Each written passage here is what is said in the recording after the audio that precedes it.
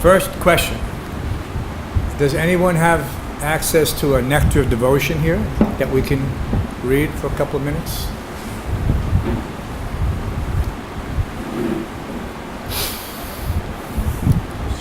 Oh, you have it on the thing. If they have it, if there's anyone with a key, we can open the... I just asked. Yeah, you can just ask. It's interesting that we always, in the past, I don't know what the practice is now, but we always used to read Nectar of Devotion prior to Bhagavad-Gita. That was Prabhupada's system. Yeah. And then when we had class, which is the same as it is now, evening, they would not chant Jai Radha Madhava, they would chant the six Goswamis, the Goswami, Nana Shastra Vicharanaka Nipanosa Dhamma Samstapako, Lokanam Hitakarano, Raghu Yugo, or Hitarako, like that. It was very sweet. But somehow I don't know what changed. Some things changed, we don't know why. Last time I was a temple president was 1995, a long time ago. But up till that point, at least, I know we used to still have Bhagavad Gita class, Nectar Devotion, together.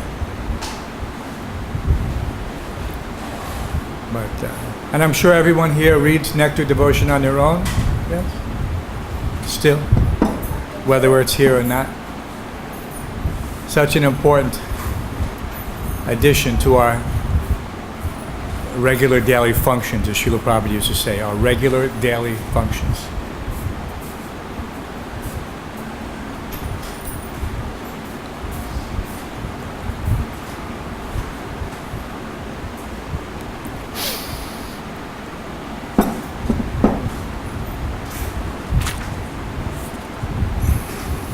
And we can even read it at the end here.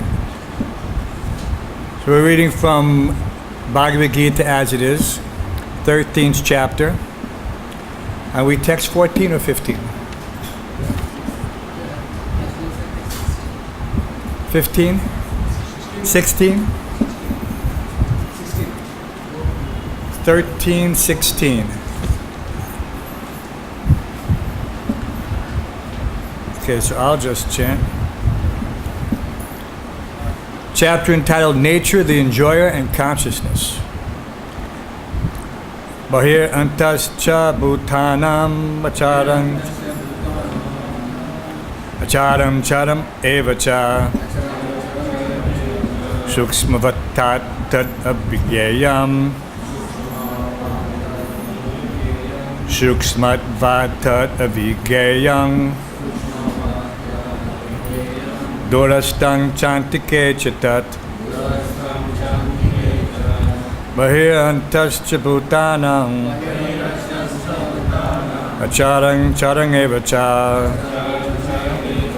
Sukshmat pattara vigayam Dorastang chantike chatat. Please chant. Vayantascha bhutanam charang charamevacha sukshmatvat tad avigyayam dorastang chantike chatat Vayantascha bhutanam charamamevacha Sukshmat tad avigyayam dorastang chantike chatat Vayantascha bhutanam acharang charang mevacha Sukshmat tad avigyayam dorastang chantike chatat. Ladies? Varirantascha bhutanam acharang charameva cha suksmat patar vigyayam dorastang chantake chatat Varirantascha bhutanam acharang charameva cha suksmat patar vigyayam dorastang chantake chatat. Bahi, outside. Anta, inside. Cha, also. Bhutanam, of all living entities. Acharam, not moving. Charam, moving. Eva, also. Cha, and. Suksmatpat, on account of being subtle. Tat, that. Avigyayam, unknowable. Durastam, far away. Cha, also.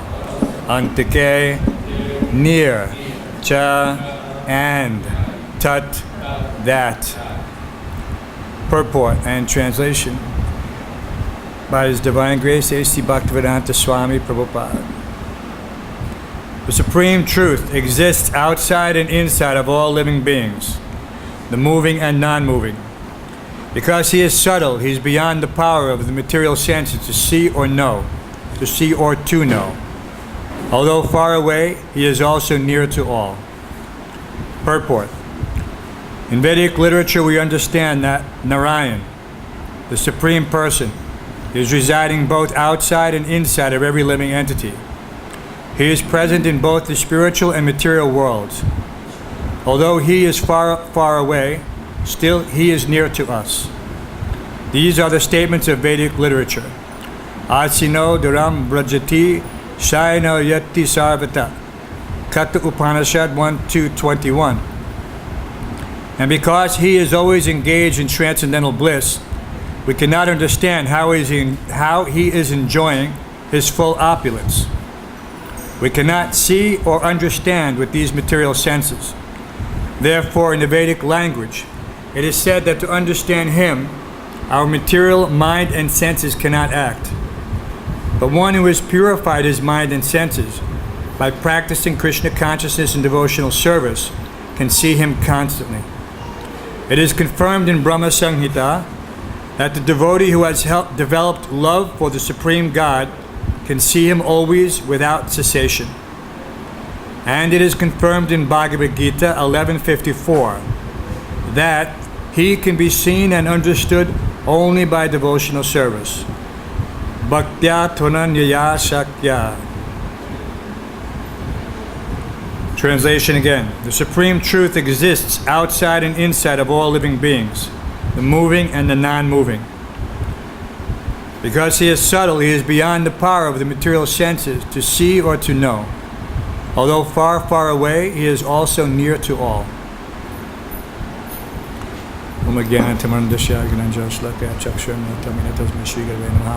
Mukam karoti vachalam padlum vantaya kaigaram yat kipatam mahande srigaram dinataram. Thank you.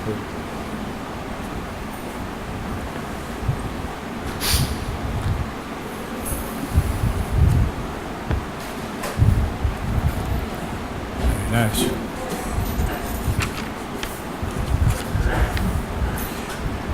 Just an interesting story about book distribution. Once, probably around 1978, the New York temple, some of the brahmacharis had come to Vrindavan, and we were doing parikrama. So one day we came to Barshana. And everyone who's been to Barshana, you know there are the new Varshana, old Varshana, Shiji Mandir, and then there's the valley which connects the two, and you can walk through.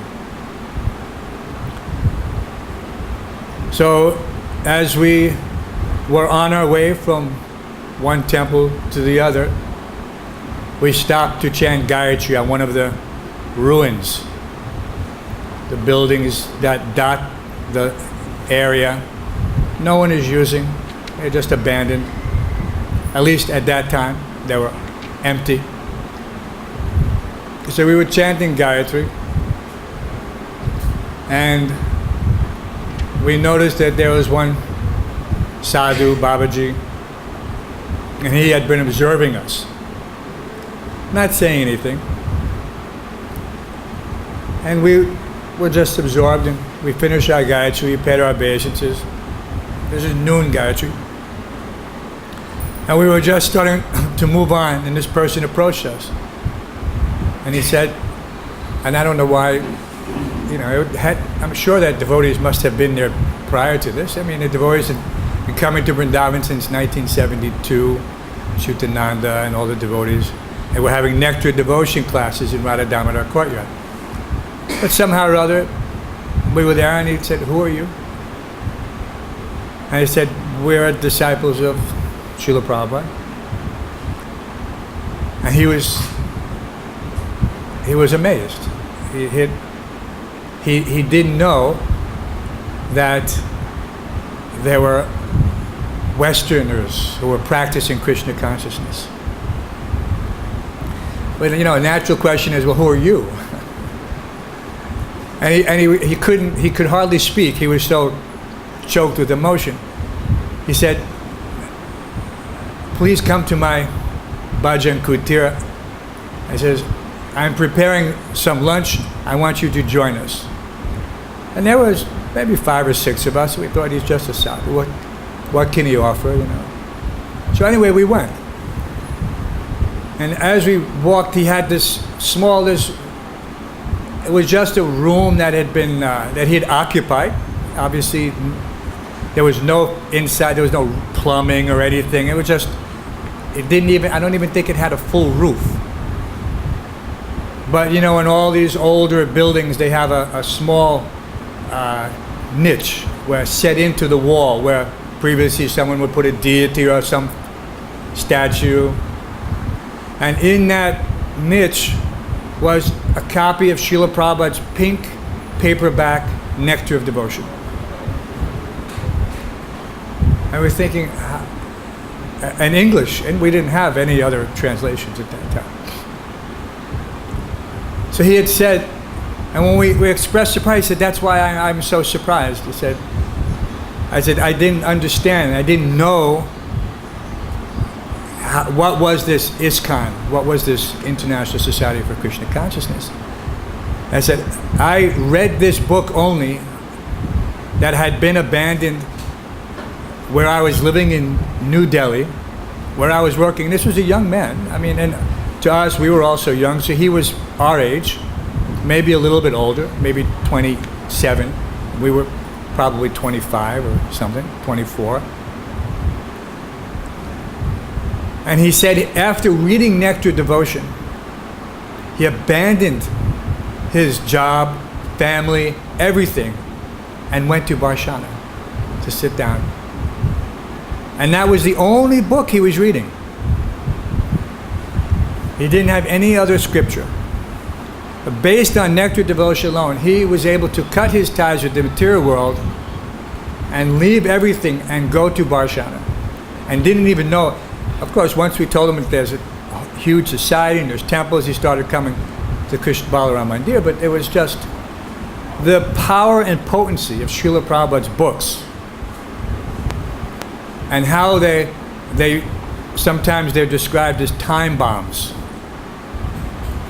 Just like, nowadays everyone is quite aware that there's terrorists, there's Ugrawadi, and they can plant some bomb and then some innocents are killed. So long before this phenomena, this was described, Prabhupada described that these books, when they're distributed, they're sitting someplace. Even if the person who received it doesn't take advantage of it, it's sitting there like a time bomb. waiting for someone to find it and react. So just see how this happens. So this nectar devotion, to me at that time, had some special meaning. I thought how interesting it is. And it was very heavily emphasized in the early days that obviously we should read Nectar Devotion. And it was one of the first books, somehow or other, that I was attracted to. The Transcendental Couple. And it wasn't this particular picture, but another version, but just as sweet. And by reading it, I was able to understand how Krishna is a person. And for me, this was quite a revelation. You know, because we're all brought up to think that God, like here it says, he's very far away, but he's very near as well. We're always thinking God is some remote, even if we were thinking of God at all, he's just some person who, he doesn't care. He's like the President of the United States. What does he know of anything outside of his cabinet ministers and his immediate circle? What is it? But in Nectar Devotion, we learn how Krishna is able to, how he's a person and how he reciprocates individually with every single living entity. I thought this is, for me, this is what I always hoped that religion would be. But I'd long since thought that there was no, I had not come across it until I read Nectar Devotion. And then after reading Nectar Devotion, because I hadn't been coming to the temple very long, somehow or other, I had gotten one of these time bombs, not from the devotees. And I saw that one should come to the temple and bring some gifts to the deity. So in New York, we have very beautiful deities, Radha Govinda, Shri Radha Govinda, given to Srila Prabhupada by Rajmata Gayatri Devi. So it described what one should bring, some article of clothing or some fruit. So I would come on Sunday to the temple and bring something like this and offer to the deity. And this way, without really understanding it or knowing, I was developing a relationship with Krishna. So I didn't know him yet, but he knew me, even though, because we're so small. What can we know? Unless he wills it, what can we know? But even in this stage, this agyata sukriti, this unknowing, but it's a pious activity. It's encouraging people to act. So even this person, this Babaji, he was offering all of his food to Radha and Krishna and Srila Prabhupada. He never had met the devotees, never met Prabhupada. Actually, one disturbing thing is that this was so it was after Srila Prabhupada left. We had to tell him that Srila Prabhupada had left the planet. He was heartbroken. He had never met Srila Prabhupada, but you could see the emotion when we told him that Srila Prabhupada entered into Samadhi. So always interesting to hear these stories. It develops great faith in the potency, absolute potency. Whoever distributes the book, whoever receives the book, whoever reads the book, even the person who just holds the book, Prabhupada said. If he just holds the book. That's why in book distribution we were always taught, put the book in the person's hand. Because he's going to, even if he gives it back, he's touched the book. He's made some benefit. It's always important to know the sequence. Not that I'm distributing a book or I have to. I'm not going to, no, you have to give me some money. No. So it was very interesting. Nectar Devotion Ki Jai. So can we read just, let's see, what can we read here? Chapter 1. Characteristics of Pure Devotional Service. We'll just read a couple pages, one page. In Srimad Bhagavatam, 3rd canto, 29th chapter, verses 12 and 13. Srila Kapila Dev, while instructing his mother, has given the following characteristics of pure devotional service. My dear mother, those who are my pure devotees, who have no desire for material benefit or philosophical speculation, have their minds so much engaged in my service that they are never interested in asking me for anything, except to be engaged in that service. They do not even beg to live in my abode with me. There are 5 kinds of liberation, namely to become one with the Lord, to live with the Supreme Lord in the same planet, to have the same features as the Lord, to enjoy the same opulences as the Lord, and to live as a companion of the Lord. A devotee, what to speak of rejecting material sense gratification, does not even want any of the 5 kinds of liberation. He is satisfied simply by discharging loving service to the Lord. That is the characteristic of pure devotion. In the above statement by Kapila Dev from Srimad Bhagavatam, the actual position of a pure devotee is described, and the primary characteristics of devotional service are also defined. Further characteristics of devotional service are described by Rupa Goswami with evidences from different scriptures. He states that there are 6 characteristics of pure devotional service, which are as follows. 1. Pure devotional service which brings immediate relief from all kinds of material distress. 2. Pure devotional service is the beginning of all auspiciousness. 3. Pure devotional service automatically puts one in transcendental pleasure. 4. Pure devotional service is rarely achieved. 5. Those in pure devotional service deride even the concept of liberation. 6. Pure devotional service is the only means to attract Krishna. Krishna is all attractive, but pure devotional service attracts even him. This means that pure devotional service is even transcendently stronger than Krishna himself, because it is Krishna's internal potency.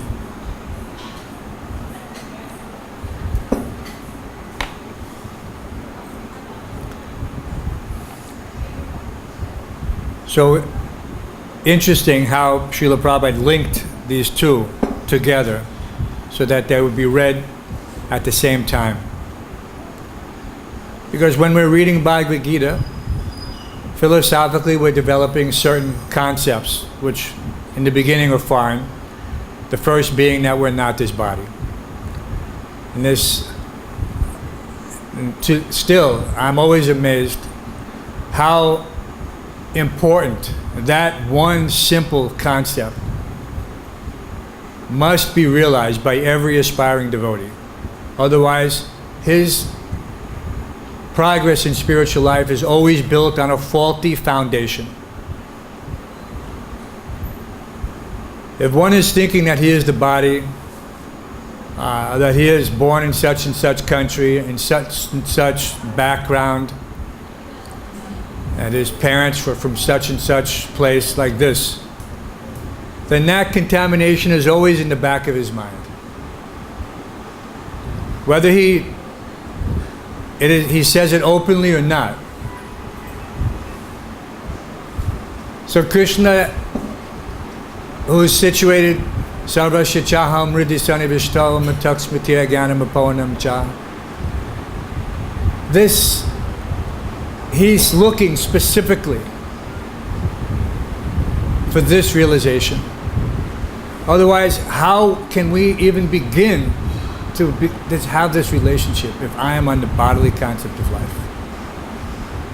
And where is because it describes that one has to be, he cannot approach Krishna with his material mind and senses. It is just not possible. So as long as one is possessed of any remnants of this material consciousness, then all of his efforts to seek Krishna, to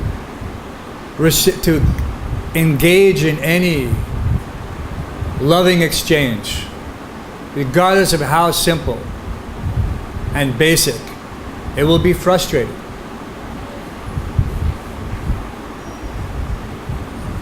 There's one concept of devotional service called shadow attachment. So in the association of devotees, one, it's just like enthusiasm. Enthusiasm has some contagious effect, which is why it's important to be among like-minded souls. Even you see that just like this morning in Maharaj's kirtan, so many people were ecstatically jumping. One person begins, another person begins. Within a minute, everyone is jumping up and down because the ecstasy is there. It is being generated. It's just like electricity coming from the powerhouse. It is not something mundane, it is spiritual. When we have this Sankirtan and everyone is engaged, everyone is feeling that same mood. Otherwise, how Srila Bhaktivinoda Thakur is saying that when he's chanting, there is nothing in this world, nothing in these 14 worlds except the holy name. That is expanding that consciousness. And so everyone in this ecstasy of the holy name is like on Harinam. We used to have these ecstatic kirtan parties in the temple in New York City.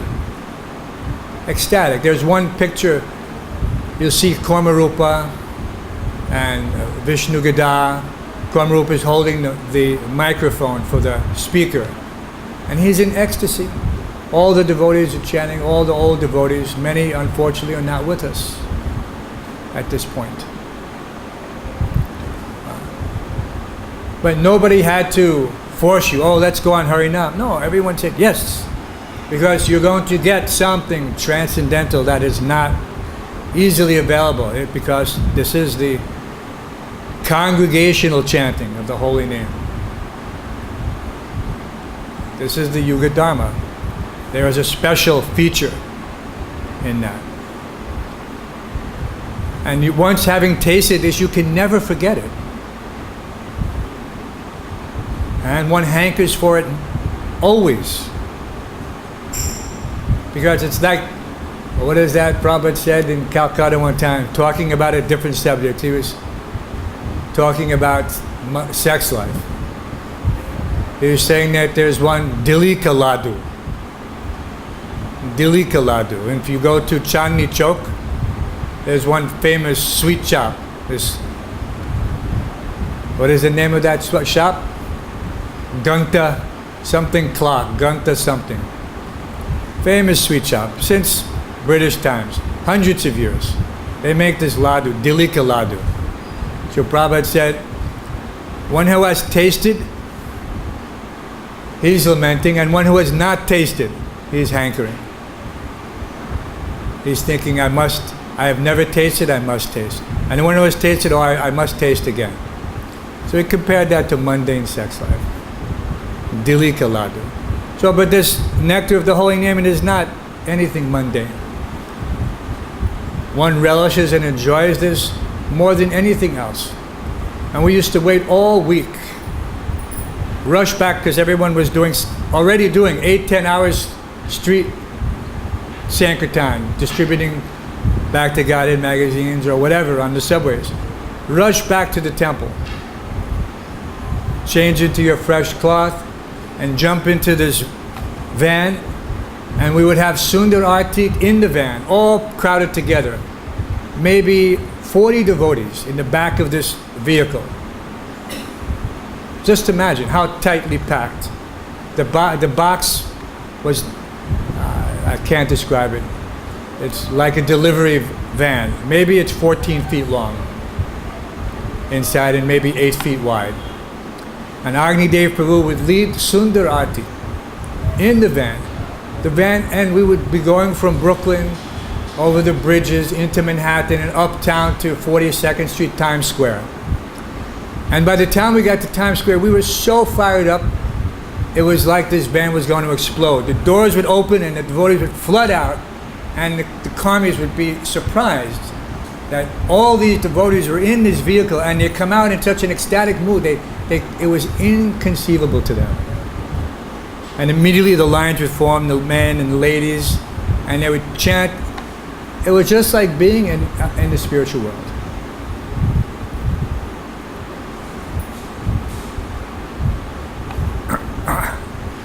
Anyway, so such things, like I said, once having tasted, this term is called rasagraha. And we learn that from nectar devotion. Rasagraha means once having tasted this nectar, one can never forget. But one has to taste it. And he cannot taste it in the bodily concept of life. If he tastes it, he will not recognize it if he doesn't have the clear consciousness. He will just think, like I said, it's just like sometimes you see the karmis, they come into the Harinam, everybody's dancing, so they dance. But they're not tasting the actual nectar, but they're getting some shadow, some reflection, like water being splashed on them. You know, like when Lord Chaitanya, when he would perspire, and it would shake off into kirtan, it would touch them, and they would come into ecstasy. They didn't know who was Lord Chaitanya, but they would be affected because of this spiritual potency. So that's there. That's the extreme case. We can only hope at some point to be so fortunate. But we've had the taste, of Srila Prabhupada's kirtans. And if one listens to Srila Prabhupada's kirtans now, if he becomes absorbed in those kirtans, he can understand that this vibration is coming from the spiritual world. It's not some mundane vibration. So we shouldn't think that, let me listen to so many kirtans. We do occasionally. Our God brothers, they're there, we're hearing.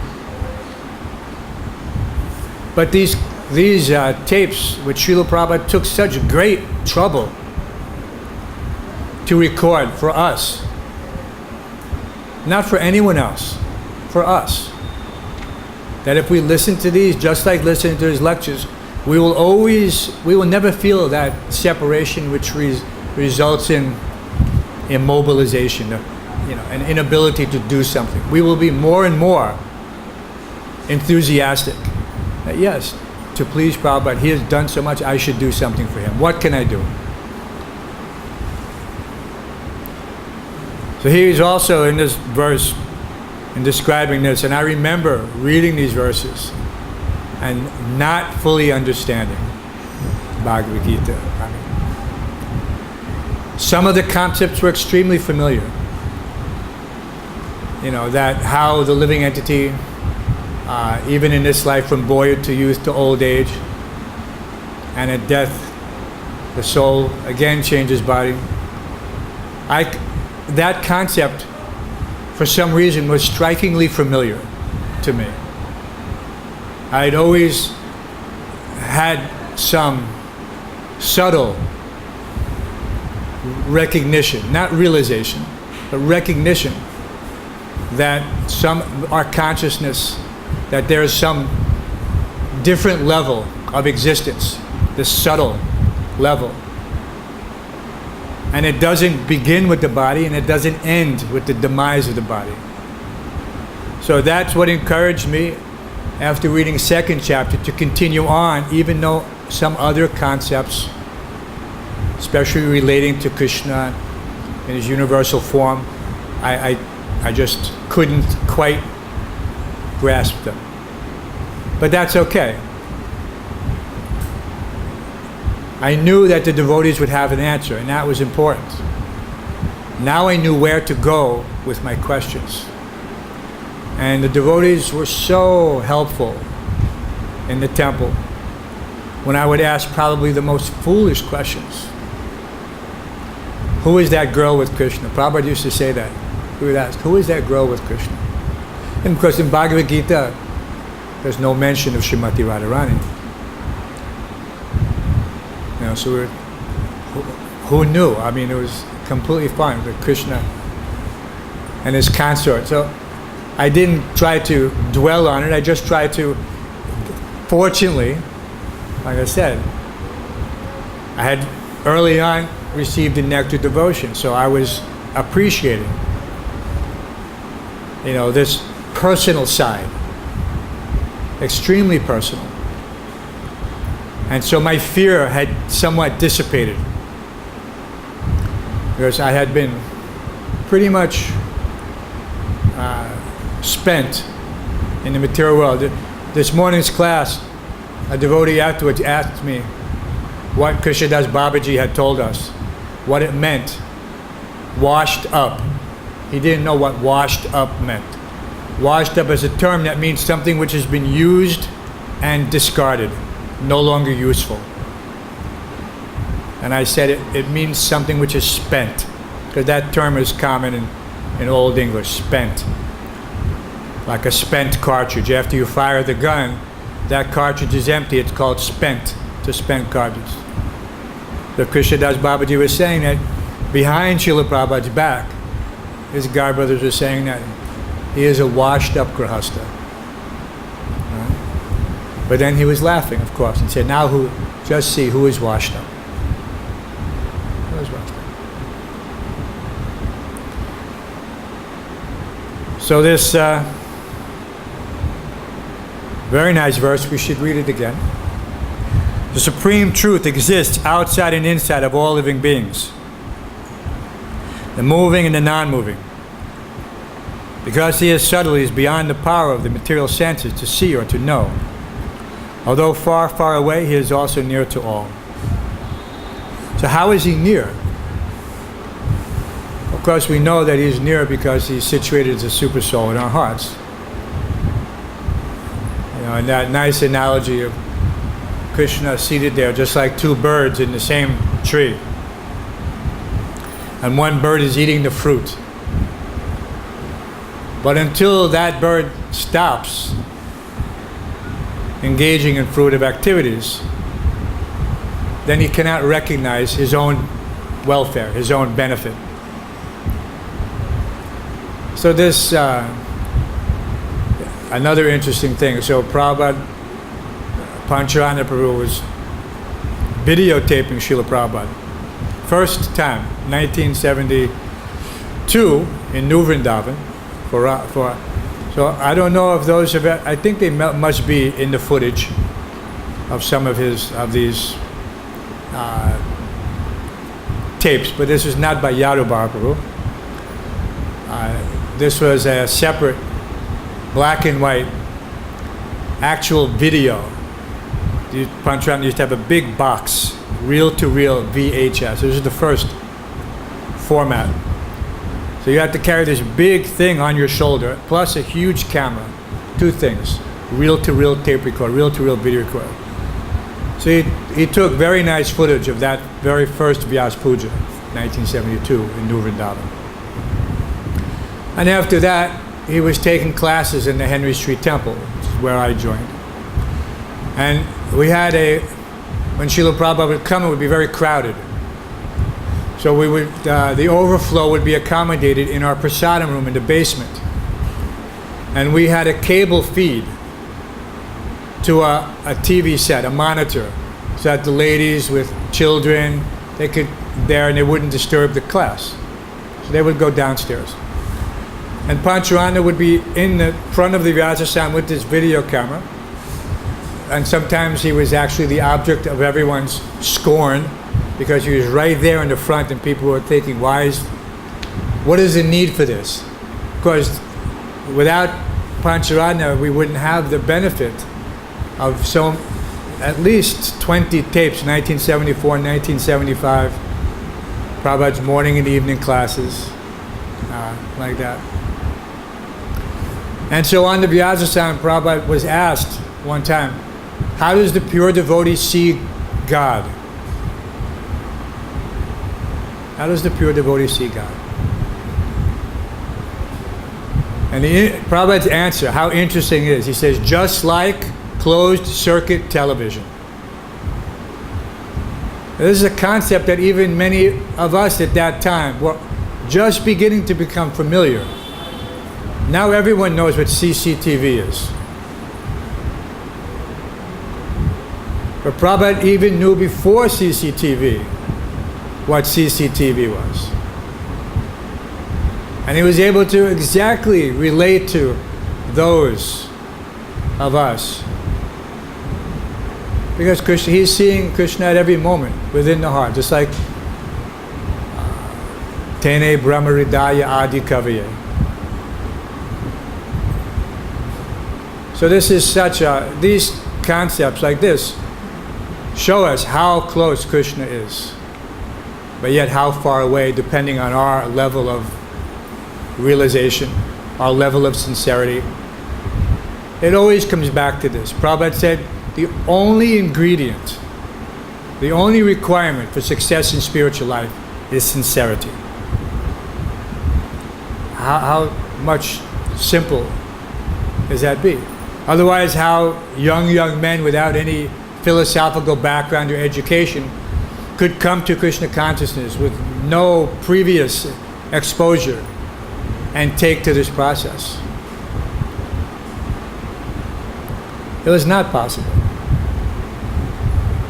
But this is the potency of the pure devotee and his ability to bring Krishna to us.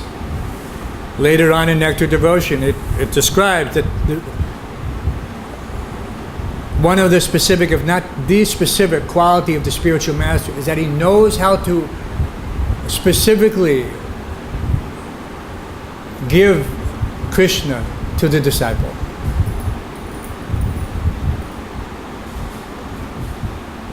That is this unique relationship that the disciple has with the spiritual master. He knows exactly, according to the time and circumstances, how to give Krishna.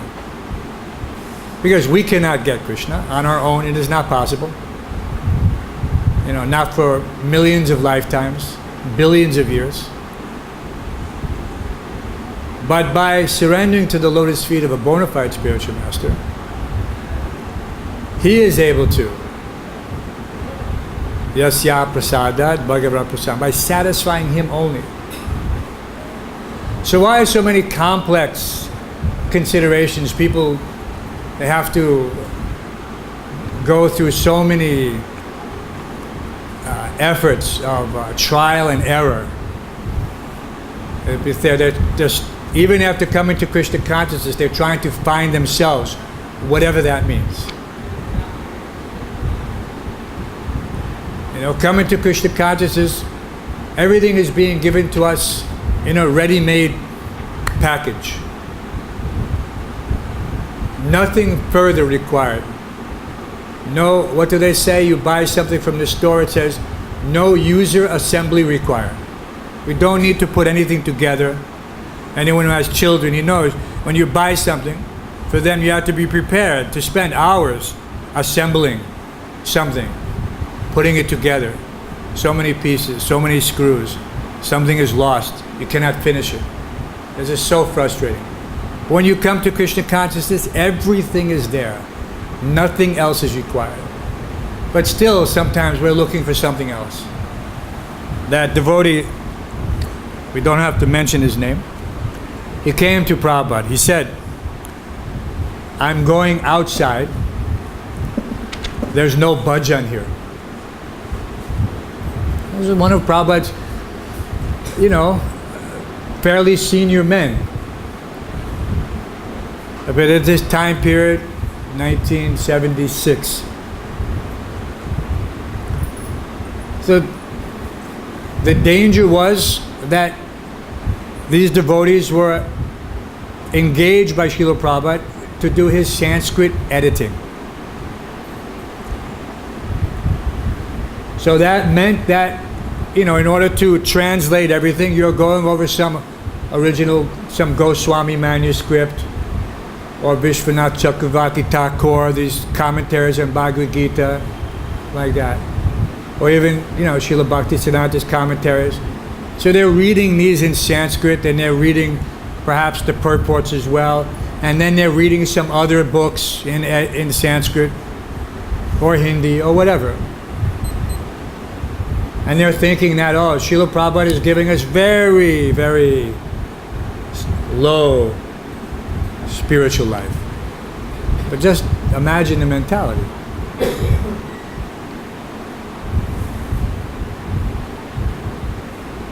That they're so puffed up, they're thinking, I can read Sanskrit. I have become Panditji.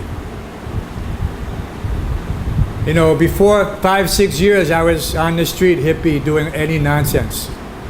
But now I've become so realized I'm more more intelligent than my Guru Maharaj.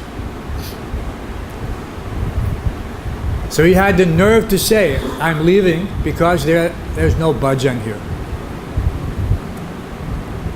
Only service. Such a fool, he doesn't understand that this service is our bhajan.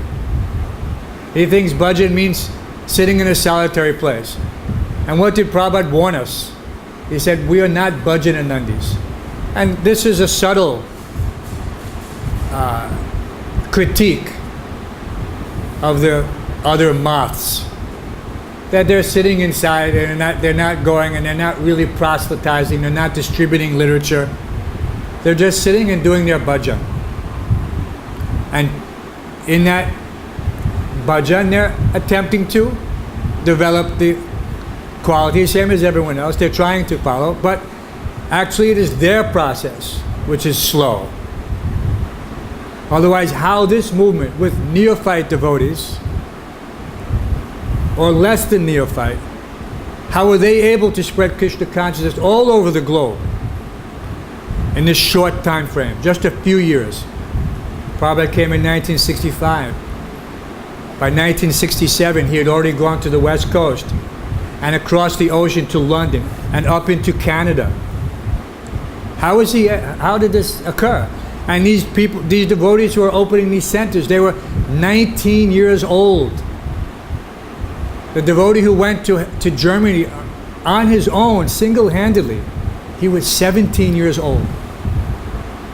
17 years old.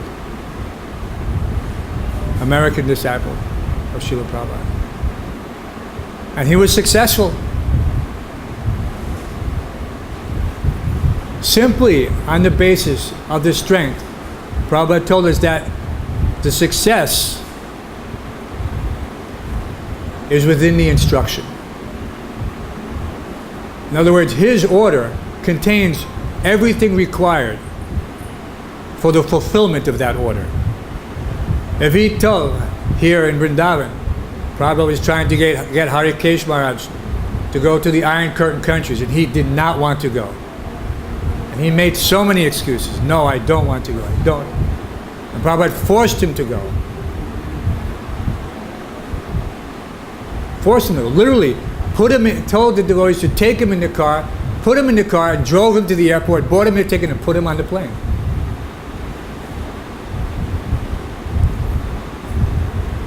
But when he went there, he was successful because he ultimately followed the instruction of the spiritual master. Even if you don't want to do it, you do it and you will be successful on his behalf. This is the key to accomplishing it. It is not that we can say I'm not qualified all day. I'm not qualified to wash pots. I'm not qualified to wash the floor. Who is not qualified to wash the floor or wash the pots?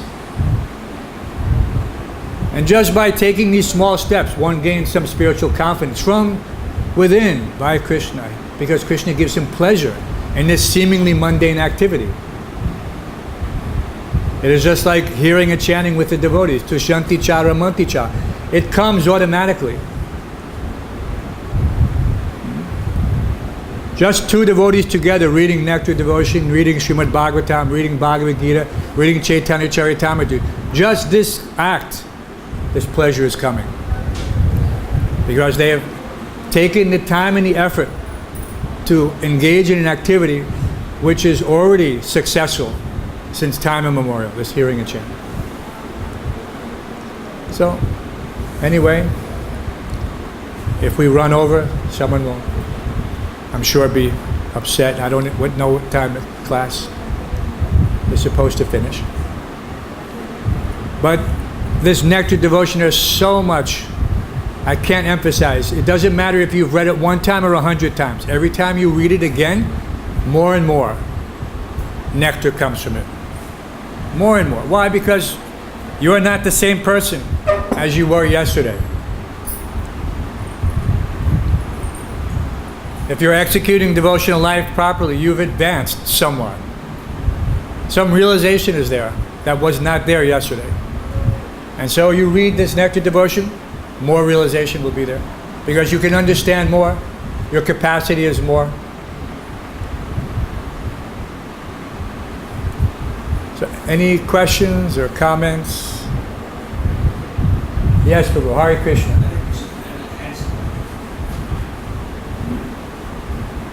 We can always depend on Prabhu to ask a question.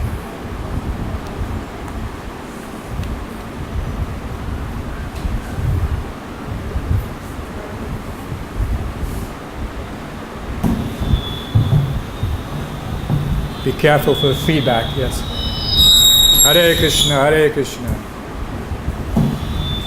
Some speaker or some places needs to be turned away. Turn the speaker some other direction or something. Or turn it down.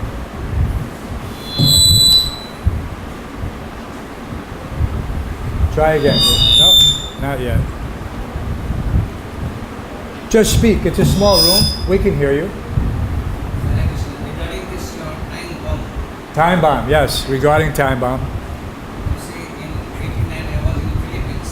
Ah. I was in my store. That road used to come sometime used to give insects. What were you doing in Philippines? Some business there. Yeah. So they used to come this sometimes incense, sometimes stickers, sometimes something. And one time they handed me Bhagavad-Gita. So I said I'm not interested. I am busy in business, so I don't have time. But this is free. You don't pay me. You pay for incense and other things. No problem. This one is not free. I think I'm not interested. But forced me handed me something again. No problem. And I brought and put that book in my room and I was working and every day coming the night and do my other things. And once I was working with my brother-in-law, then I said I don't want to work with you, so I just came. And sitting in the room and then lying and then I started reading the Bhagavad-Gita.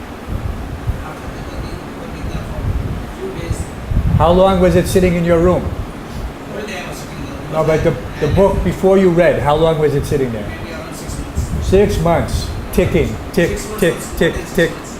Time bomb. Ticking time bomb. Then I took the book and was reading and I was reading then again I question again I read and when I read this one whole thing then I felt that I should go and speak to the temple. And I called that temple that I like to come and speak to you. They were okay, you're welcome. So they gave me the address. I went, it was quite far. I went to the temple and then they said Where was the temple? that was in San Juan in San Juan in Philippines. I was in Paco. Oh. From Paco to San Juan, it took me 2-3 rides to reach there. So I reached there local ride. When I went there, I saw Bhagavad-Gita. I did not know what is Bhagavad-Gita. I thought it's simple because Yeah. Right. So then I saw this one and that was very much property. After that, I said, you wait for here, today we have some feast. Some feast on the and I took some prasad and then I said, so I said, this man, what are your problems? In the morning we have one lot of 4:30 and this one okay, tomorrow I'm going for one lot. The other guy said, if you could take prasad and take dogs, something like that. Right. I said, whatever you say, I agree with you, but I will come to see you. And next day morning, 4 o'clock, I reached it was raining. In Sanwar, from Papa to Sanwar, it was raining and I took umbrella and I went there. I reached there at 4:30 around 4:15 or 4:10. And the door, it was in the Bombay Bangla was closed. And I was knocking. And somebody answered, who is that? My name is Kishore and Bangla. Just wait there, you came down, you open the door. Okay, you sit down, you will start the arti. Then they started the arti and arti, I could not understand anything, not a word. Then after pushing arti, they welcome me, we welcome this person, this person, I was quite surprised, they welcoming a single person. Yes, I yeah. welcome so much. And I appreciate that then they gave me the chanting me. To chant there, Hare Krishna, Hare Krishna, Krishna Krishna, Hare Hare. Hare Ram, Ram Ram, And I Hare Ram. started chanting, I got the taste. Then from that very day, I started to go on life. Early in the morning, I used to go wake up at 2:30 and take a ride and reach there. On Yeah. Moonlight. This was Prabhupada's system also, And yeah. every day they used to welcome me. Then I said, you don't welcome me now, I'm okay. Just I'll come every day. So since that time,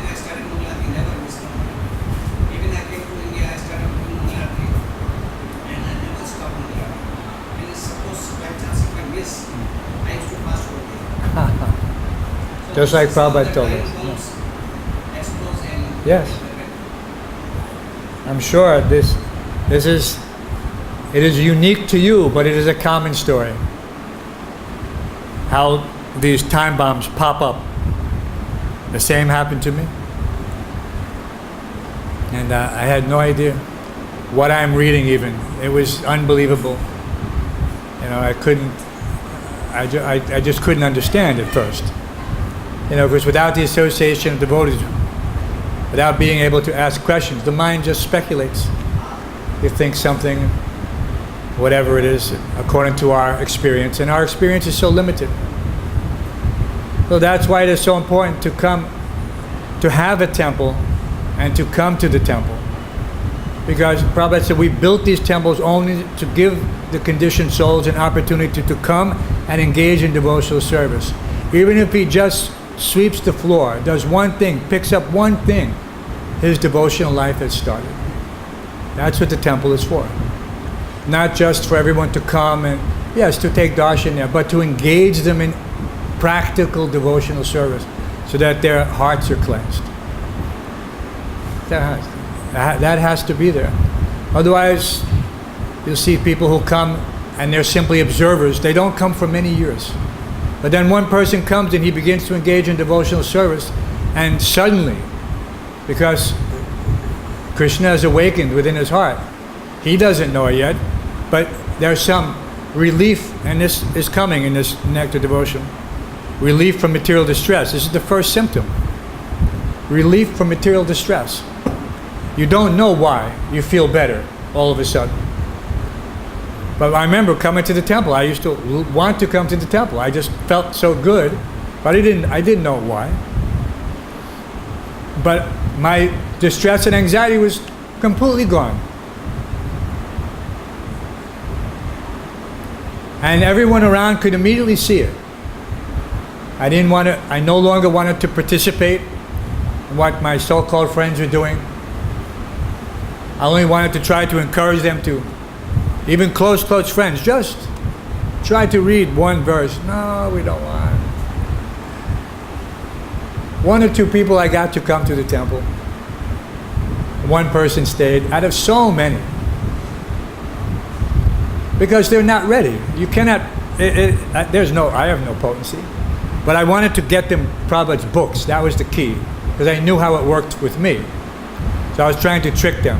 Bring them, give them prasadam, get them to take a book, and hope that it becomes a ticking time bomb in their homes.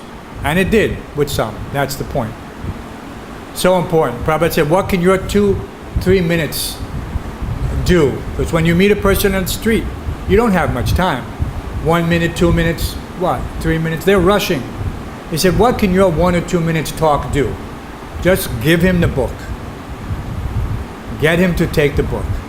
This is the key. Any other questions? Yes, Mataji? This microphone is not, yeah. I mean, you're welcome to take this microphone. No, take it. I don't need it.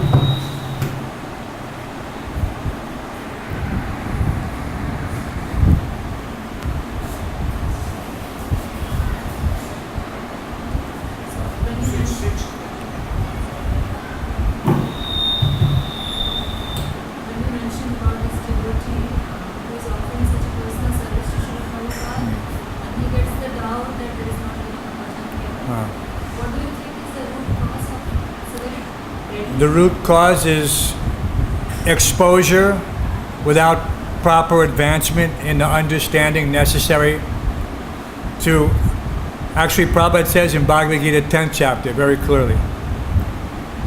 10th chapter, 4th, 5th shlok. There's a list of qualities. And the first is intelligence, buddhi. And Prabhupada gives the definition and the purport that intelligence means to understand things in their proper perspective. So in the neophyte stage, we do not have the proper perspective to accommodate certain aspects of spiritual life, which is why Prabhupada said you have to read first 9 cantos of Srimad Bhagavatam, and then you will be self-realized. Actually, the process was to read 21 pages a day, and then within 1 year, you'll read all 9 cantos. But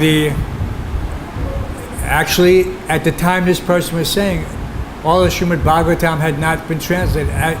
In 1976, we had just had up to, just beginning, not even published, was 6th canto. Prabhupada, from rough drafts, he was giving classes on 6th canto, Ajamil. And then 7th canto, Prahlad Maharaj, but we didn't have 7th canto, 6th canto at that time. I think 5th canto, yeah, the end of, or 76, we had 5th canto at that time. So, without even having read all of Srila Prabhupada's books. Okay, so, and here's an interesting story about this. Okay, so, funny thing is that Chaitanya Charitamrita was fully published before Srimad Bhagavatam. Prabhupada had done marathon. In one sense, he saw that just Chaitanya Charitamrita, not that it's more important, but he felt an urgency. He had already given us teachings of Lord Chaitanya and Krishna book in the event that he was not able to translate Srimad Bhagavatam and Chaitanya Charitamrita. Just see the foresight of Srila Prabhupada, knowing that he's an elderly, in an old body. He's not old, but he was in an old body, and he thought he's already suffered 2 heart attacks, and then a third in New York in 1967. So it became urgent for him to translate certain, and to him, not, we didn't know. So he translated, of course, Nectar Devotion, Krishna book, and Teachings of Lord Chaitanya, all within 1 year, basically. How quickly.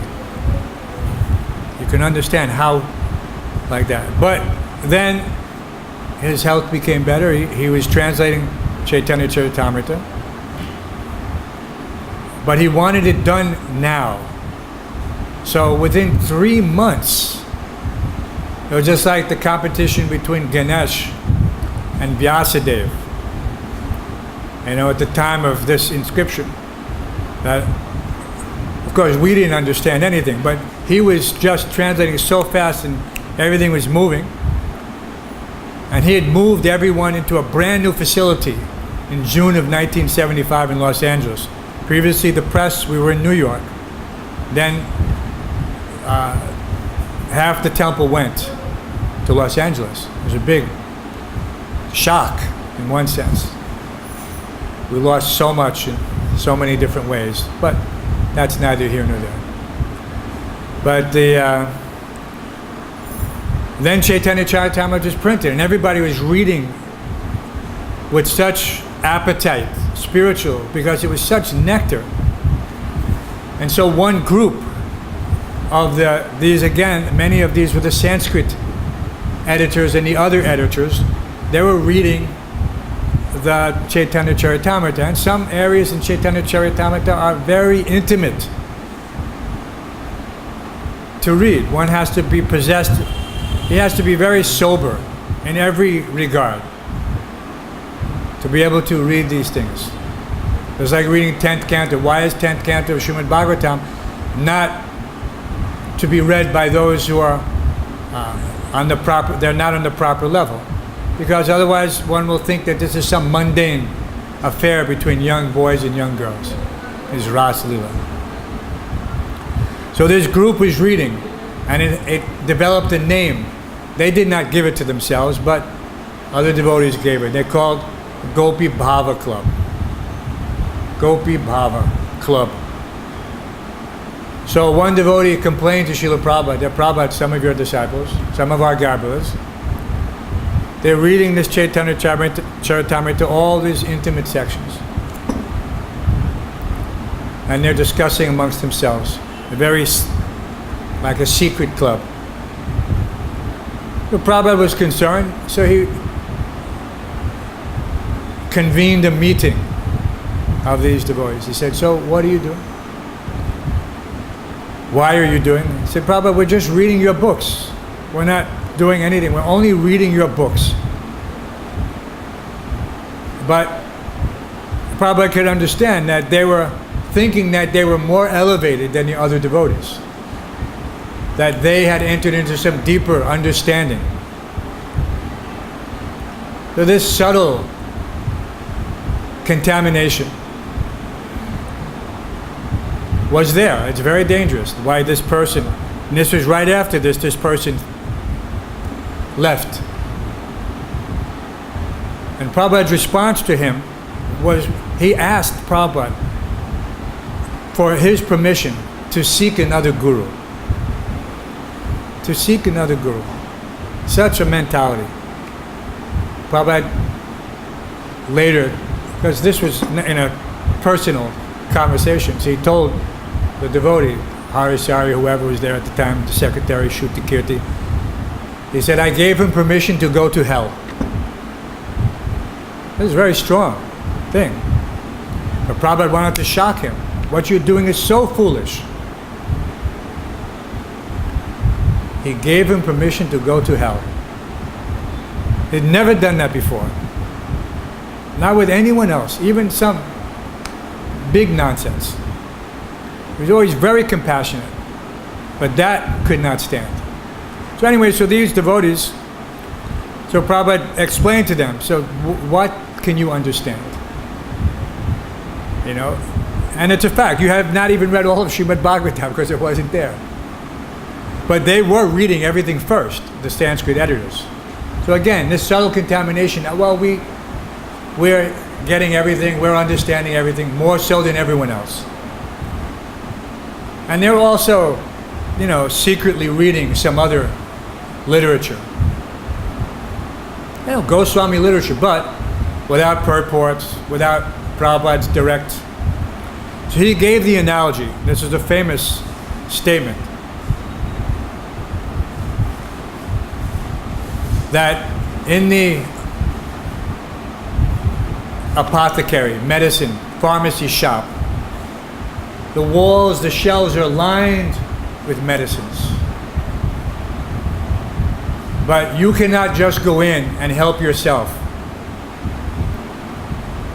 and think that I will cure some disease. You cannot self-prescribe or self-medicate. Otherwise you'll die. You'll take some poison. It must be done under the guidance of the physician and the pharmacist who knows the exact dosage required. So this very simple analogy was very clear to everyone at that point that that's what they were doing. And then he told them, he gave them the secret to understanding his books. Because basically he was chastising very heavy. And the devotee who was there, he told me, Prabhupada pounded his fist on the desk and he said, first deserve, then desire. First deserve, then desire. So we have to appreciate that in the eyes of the spiritual master, he's looking for that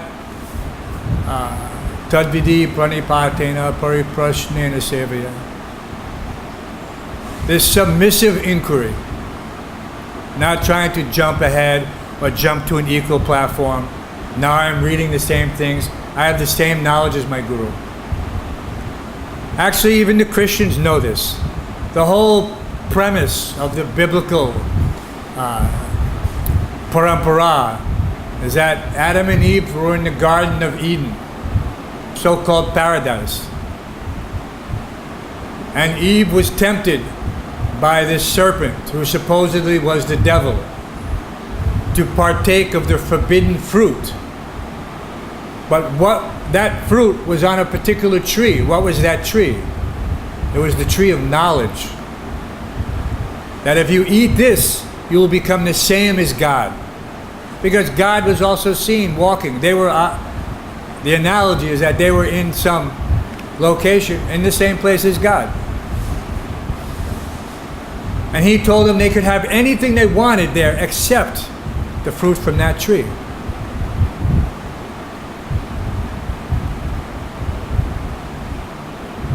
But the temptation was there.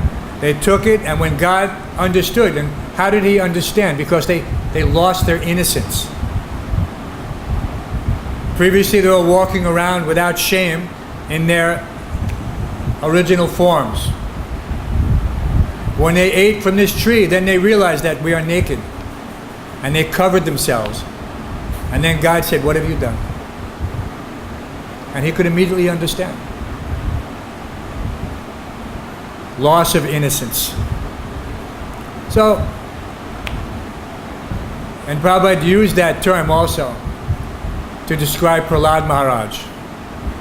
He was an innocent 5-year-old boy, not stupid, not foolish, because some people interpret that one particular verse in 7th canto to mean foolish. But Prahlad Maharaj was not foolish. But he appeared to be innocent. And therefore, when Lord Brahma asked him to go forward, when all the other demigods, everyone was afraid of Lord Nrsingadev. But he was not afraid. He said, "I'm not afraid. He is my Lord." He could understand. So he immediately went forward. So that innocence, that submissive innocence, that is what pleases the spiritual master. Not some challenging attitude, whether externally or internally. Because if I'm doubting these purports, then I'm also doubting the spiritual master. When 5th canto of Srimad Bhagavad came out, so many problems in the society. Everyone was thinking, how could this be? We've already had men walking on the moon. Prabhupada is saying, no, we didn't go. So many devotees left the society. So many. How could this be? Because they were seeing things through their mundane material vision, trying to understand. It's very unfortunate. What is the profit to try to understand things with our material senses? If one fortunately had that understanding prior to reading Srimad Bhagavatam, he would not have been disturbed. So very important. Try to understand things Shastra Chakshus through the eyes of Scripture. Thank you very much for your patience for so long. But if there's any other questions, Mataji, did that answer the question? So, Bhakta Paul. There is a class that I recorded in London several years ago by His Holiness Bhakti-yoga that deals with this topic. It's almost a 2-hour class. And what he stresses is that these things happened in the past, like you mentioned, the Bhagavad-Gita, and then in the 80s when the movement started having problems, he turned into the fact that many devotees started going to different marts and different organizations. Yeah. Some are in Vrindavan, some are in other places. He said the main point, because people normally act like that when they jump to the 10 cantos, because they think, basically the point is Krishna is the only enjoyer of the rasa dance. But they don't appreciate that point because they want to enjoy it also. And his point was actually... They want to enjoy thinking that I have understood.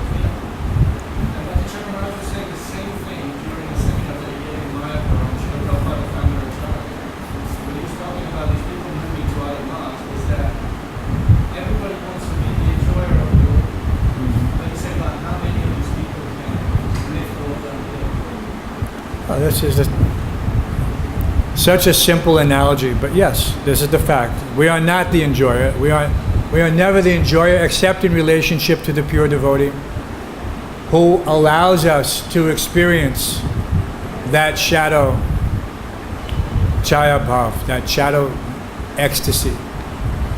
And we can continue experiencing that as we're reading his purports.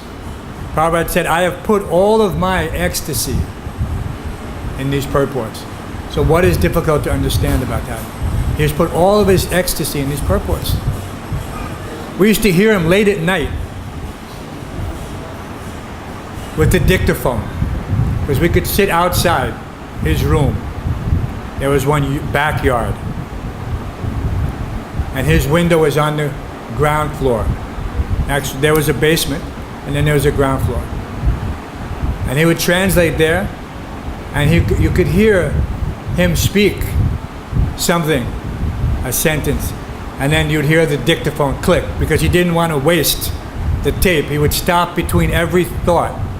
So that's why you can listen to these original tapes, actually, of Prabhupada translating Krishna book and other thing.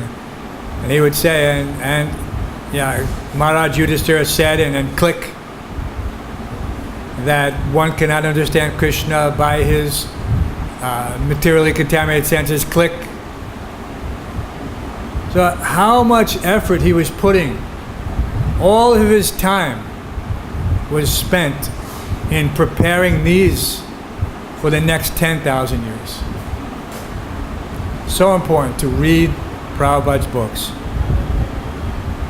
There's nothing else to be said.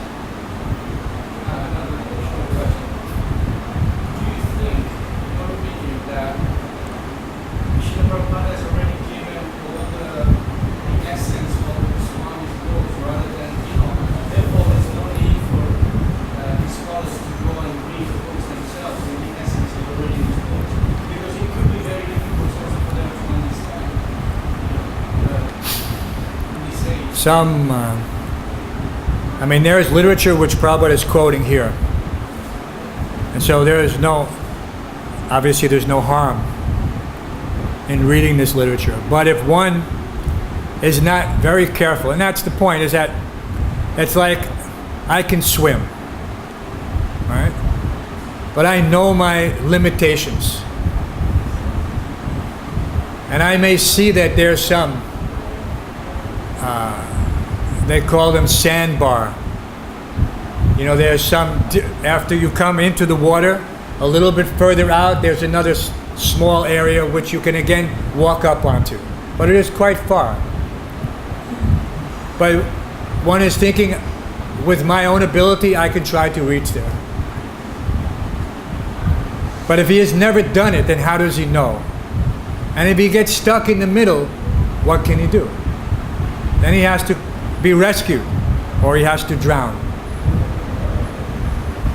So I am not so sure about reading anything else except what Srila Prabhupada has authorized. I know the extent of my capacity. And I feel a strong connection with Srila Prabhupada. He took the time to give us the benefit of his attention. And he is still giving us his attention. It has not ceased. But some people think, I'm not getting Prabhupada's personal association, therefore. But Bhaktivinoda Thakur has clearly said that he reasons ill who tells that Vaishnavas die when now are living still in sound. A Vaishnav dies to live, and living spreads the holy name around. We shouldn't think that the spiritual master he's only disappeared from our physical eyes.